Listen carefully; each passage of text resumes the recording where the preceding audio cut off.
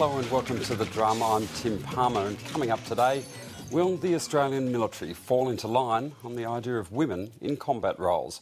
20 years after the Deaths in Custody Royal Commission, how much has changed for Indigenous Australians?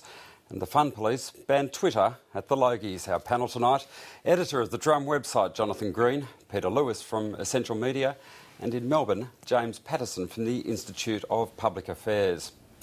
Well, one of the big things to come out of the shake-up of the Defence Force culture is the fast-tracking of women into frontline combat roles.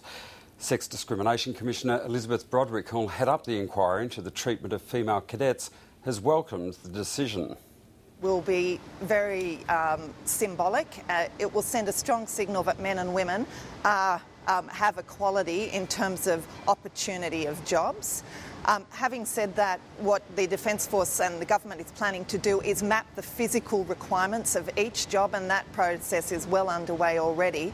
And that whether or not you can apply or get that particular role will depend on your physical fitness, the academic requirements, but gender will become irrelevant.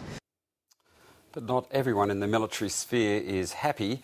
Neil James from the Australian Defence Association says women would be at risk of dying to satisfy the whims of feminists. And former SAS commander Jim Wallace is also against the idea. We're not going to ask the first grade Parramatta team to have women playing in first grade. And I think you've got to make sure that you don't similarly expect the first grade in defence, which is a very physical business, the ultimate physical contest, to do the same thing. Well, James Paterson in Melbourne, what do you make of the argument from Neil James that women in combat roles would be more likely to die?